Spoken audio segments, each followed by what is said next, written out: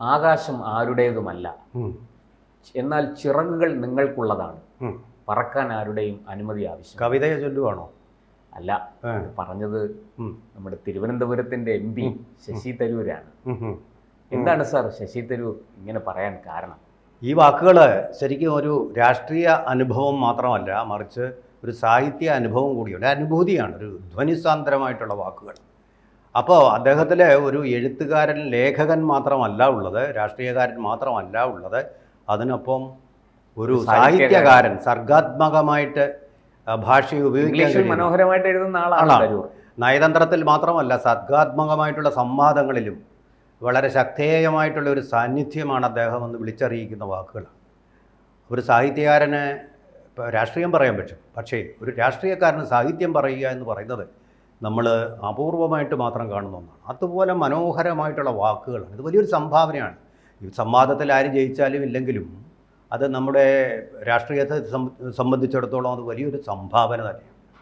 ഇങ്ങനെയുള്ള വാക്കുകൾ തീർച്ചയായിട്ടും ഈ രീതിയിൽ വേണം സംവാദങ്ങൾ പോകുവാൻ. അതിന് പകരം തെറി പറഞ്ഞുകൊണ്ട് അവൻ പോടായിട, വളരെ മോശമായിട്ടുള്ള, മ്ലേച്ഛമായിട്ടുള്ള, അശ്ലീലമായിട്ടുള്ള വാക്കുകൾ, രാവണൻ, അങ്ങനെയൊക്കെയുള്ള വാക്കുകൾ ഒക്കെ മറ്റൊരാളിനെ വേദനപ്പെടുത്താനും മുറിവേൽപ്പിക്കാനും വേണ്ടി ഉപയോഗിക്കുന്ന രാഷ്ട്രീയമാണ് ഇപ്പോൾ നമ്മൾ കണ്ടുവരുന്നത്. എന്ന് പറഞ്ഞാൽ പൊളിറ്റിക്കൽ കറക്റ്റ്നെസ് ഇല്ലാത്ത തരത്തിലുള്ള ഒരു ഭാഷാ പ്രയോഗങ്ങളാണ്. ഇവിടുത്തെ സംവാദം വളരെ നന്നായിട്ടുണ്ട്. ഈ പറഞ്ഞ വാക്കുകൾ വളരെ വളരെ എല്ലാവരും ആകാശം ആരുടേതുമല്ല, ആകാശം ആരുടേതുമല്ല, എന്നാൽ ചിറകുകൾ നിങ്ങൾക്കുള്ളതാണ്, പറക്കാൻ ആരുടെയും അനുമതി ആവശ്യം. വീണ്ടും വീണ്ടും പറയാൻ നമ്മളെ പ്രേരിപ്പിക്കുന്ന വാക്കുകൾ. പറക്കാൻ അനുമതി തേടേണ്ടതില്ല, ചിറക് നിങ്ങളുടേതാണ്, ആകാശം ആരുടേതുമല്ല എന്നുള്ള ഈ വാക്കുകളുണ്ടല്ലോ, ധ്വനിസാന്ദ്രമായിട്ടുള്ള വാക്കുകൾ. ചിറക് നിങ്ങളുടെ സ്വാതന്ത്ര്യം ഉപയോഗിച്ചുകൊണ്ട് മഹാകാശത്തിൽ കൂടി ചിറകടിച്ച് പറക്കാനുള്ള സ്വാതന്ത്ര്യം നിങ്ങൾക്കുണ്ട്. നിങ്ങൾക്ക് ചിറകരിഞ്ഞ് വീഴ്ത്താനുള്ള സ്വാതന്ത്ര്യം തന്നിട്ടില്ല. കോൺഗ്രസ് അതാണ് ശശി തരൂരിനെ ചെയ്തുകൊണ്ടിരിക്കുന്നത്. ഡിസക്റ്റ് ചെയ്യാനെന്നോണം അദ്ദേഹത്തിൻ്റെ ബാഹ്യമായിട്ടുള്ള ചിറകുകൾ മുറിച്ച് വളരെ കൃത്യമായിട്ട് കോൺഗ്രസിനുള്ള ഒരു കുറിക്കുകൊള്ളുന്ന ടിറ്റ് ഫോർ ടാറ്റ് എന്നൊക്കെ നമ്മൾ ഇംഗ്ലീഷിൽ ഇപ്പോൾ ഉരുളക്കുപ്പേരി പോലെയുള്ള മറുപടിയാണ്. ഇതെന്തിൻ്റെ മറുപടിയാണ് എന്നുകൂടി ആലോചിക്കുമ്പോഴേ അതിൻ്റെ ഒരു സാങ്കത്യവും അതിൻ്റെ ഒരു പ്രസക്തിയും നമുക്ക് മനസ്സിലാവുകയുള്ളൂ. അടിയന്തരാവസ്ഥ മുൻനിർത്തിയുള്ള വാർത്താ സമ്മേളനം, അതിലൽപ്പം കുറ്റബോധവും പശ്ചാത്താപവും ഒക്കെ ഉണ്ട് കോൺഗ്രസ്സിന്.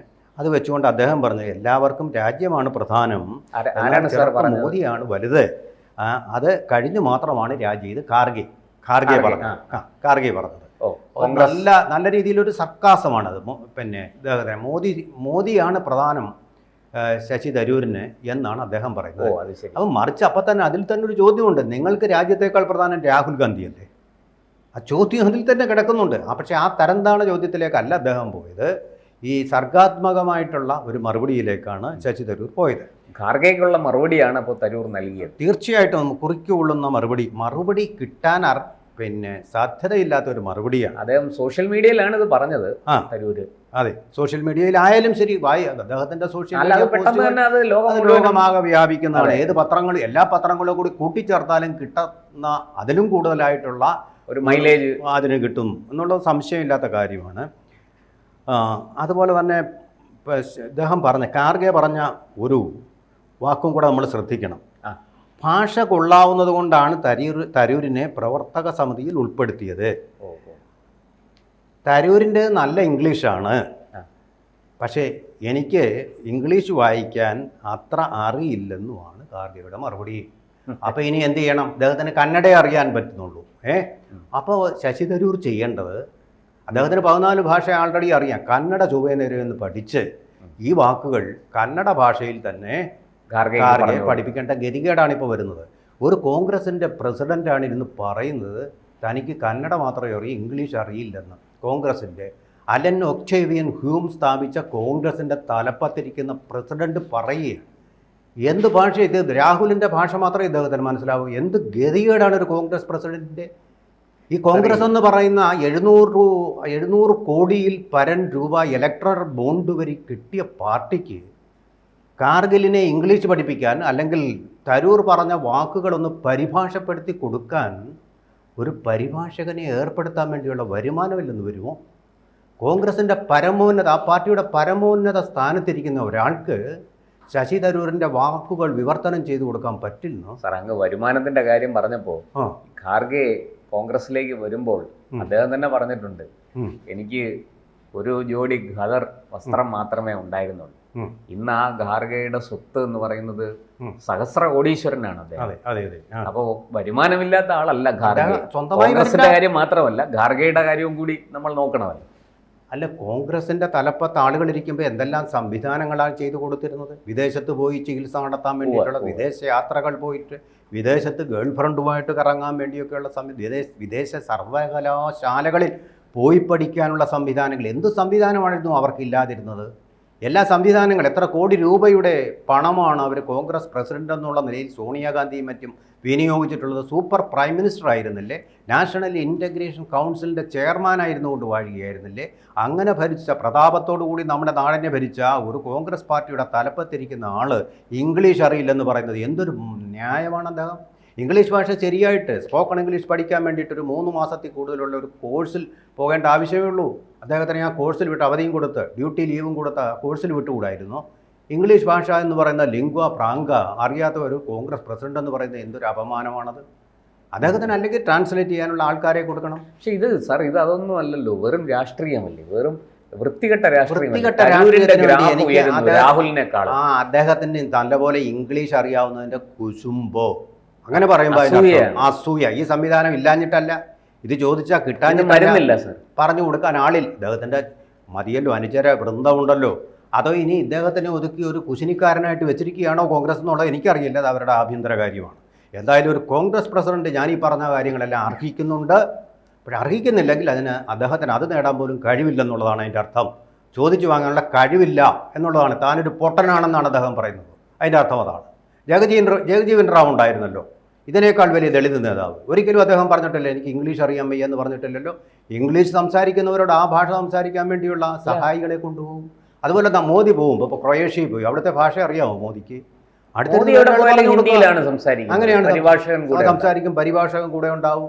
അങ്ങനെയാണ് പറഞ്ഞു, എനിക്ക് ഹിന്ദിയോടാണ് കൂടുതൽ പ്രിയം, ഞാൻ ഹിന്ദിയെ സംസാരിക്കുള്ളൂ, ഇംഗ്ലീഷ് അറിഞ്ഞൂടാത്തത് കൊണ്ടല്ല. ഇനി വേറൊരു ചോദ്യം കൂടെ ആ ചോദ്യത്തിലുണ്ട് പ്രശാന്ത്.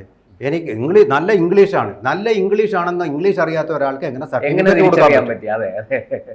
മണ്ടത്തരങ്ങളുടെ തമ്പുരാനായി മാറിയിരിക്കുകയാണ് കോൺഗ്രസ്. സാർ, ഇത് വളരെ വ്യക്തമാണ്. രാഹുൽ ഗാന്ധിയേക്കാൾ വലിയ ജനപ്രീതിയും ജനശ്രദ്ധയും ശശി തരൂരിന് ലഭിക്കുന്നു. സത്യം. തരൂരിന്റെ ഗ്രാഫ് ഉയരുന്നു. രാഹുൽ ഉള്ള മണ്ടത്തരവും വിടുവായത്തരവും ഒക്കെ പറഞ്ഞ് നിരന്തരം ട്രോളുകൾ വാങ്ങിക്കൂട്ടി എന്താ പറയണ്ട, സ്വയം അപഹാസ്യനായി മാറുന്നു. ഈ അസൂയയാണ് ഖാർഗെ ഇപ്പോൾ തരൂരിനെതിരെ ഈ വെടി പൊട്ടിക്കാൻ കാരണമെന്ന് സംശയം. രാഹുൽ ഗാന്ധിയുടെ അസൂയയാണ് ഇപ്പോൾ കോൺഗ്രസിനെ ഭരിക്കുന്നത്. തന്നേക്കാൾ മുകളിൽ ഒരാളും വരാൻ പാടില്ല, തന്നേക്കാൾ പുകഴ് പറ്റിയ ഒരാളും വരാൻ. എന്നാൽ അതിനുള്ള കഴിവുണ്ടോ? അതില്ലതാണ്. കഴിവില്ലാത്തവരാണ് ഇങ്ങനെ കുശുമ്പ് കാണിക്കുന്നത്. അല്ലെങ്കിൽ കഴിവുള്ളവരാണെങ്കിൽ അതിനേക്കാൾ ഉയരത്തിൽ പറക്കും. ചിറകുകൾ നമ്മളുടേതാണല്ലോ, ശശി തരൂരിന്റെ ഭാഷയിൽ പറഞ്ഞാൽ. ആ ചിറകുകൾ ഉപയോഗിച്ച് നിങ്ങൾക്ക് നിങ്ങളുടെ മഹാകാശത്തിലേക്ക് ഉയരത്തിൽ പറക്കാൻ പറ്റും. ഇങ്ങനെയും കൂടി ഒരു അർത്ഥമില്ലേ? അതായത് എന്റെ ചിറകുകൾ എന്റെ സ്വന്തമാണ്, എന്റെ ആകാശത്തിന് പരിധിയില്ല, അത് ആരുടെയും സ്വത്തല്ല, ഞാൻ പറക്കും എന്നല്ലേ തരൂര് പറഞ്ഞ. ചിറകുകൾ കൊണ്ട് ഞാൻ പറക്കും. നിങ്ങളുടെ നേതാവിന് ചിറകൊടിഞ്ഞു പോയത് എന്റെ കുഴപ്പമല്ല. അങ്ങനെ ഒരു ധ്വനിസാന്ദ്രമാണ്. അതാ ഞാൻ പറഞ്ഞ ധ്വനിച്ചാൽ ഞാൻ എപ്പോ വേണമെങ്കിലും കോൺഗ്രസ് വിടാമെന്നും കൂടി അതിനൊരു അർത്ഥമുണ്ട്. അത് താങ്കളുടെ ആഗ്രഹമാണ്, BJP-ക്കാരുടെ ആയതുകൊണ്ടൊരു ആഗ്രഹം. ആ ആഗ്രഹം ഞാൻ ഷെയർ ചെയ്യുന്നില്ല. ഒരു നിഷ്പക്ഷ നിരീക്ഷകൻ എന്നുള്ള നിലയിൽ തരംതാണ ഒരു ഭാഷയും സ്വയം തരം താഴുകയായിരുന്നു ഖാർഗെ ചെയ്ത്. എനിക്ക് ഇംഗ്ലീഷ് അറിയാൻ വയ്യ, മോദിയോടാണ് പ്രേമം കൂടുതൽ. നിങ്ങൾക്ക് രാഹുലിനോടൊന്ന് കിട്ടുന്ന ചെവിക്ക് അടി കിട്ടുന്ന പോലെ ഉത്തരം കിട്ടാവുന്ന കാര്യമാണ്. മോദി നെഹ്റു കുടുംബത്തിന് വേണ്ടി രാജ്യത്തെ ബലി കഴിച്ചവരല്ലേ? അതിൻ്റെ ഫലമല്ലേ അടിയന്തരാവസ്ഥ? അതിന് കീജെ വിളിച്ചുകൊണ്ട് നടന്നവരല്ലേ നിങ്ങൾ? ജനാധിപത്യവും ഭരണഘടനയും എവിടെയായിരുന്നു? ചുമ്മാ അടികൊള്ളാൻ വെറുതെ തല്ല് വാങ്ങിച്ചു കൂട്ടുകയാണ് അല്ലേ? വടി കൊടുത്ത് അടി വാങ്ങിക്കുന്ന അല്ലേ? ഞാൻ എന്നെ പോലൊരു സാധാരണക്കാരൻ്റെ പോലും മനസ്സിൽ വരുന്ന ചോദ്യങ്ങളാണിത്. അവ ശശി തരൂരിന് എന്തെല്ലാം മഹാകാശത്തോളം ഉയർന്ന ചോദ്യങ്ങൾ അദ്ദേഹത്തിന് തീർച്ചയായിട്ടും ഉണ്ടാവാം. കൂടുതൽ വാർത്തകളും വിശേഷങ്ങളും നിങ്ങളിലേക്ക് എത്താൻ ABC മലയാളം സബ്സ്ക്രൈബ് ചെയ്യുക, ബെൽ ബട്ടണും അമർത്തുക.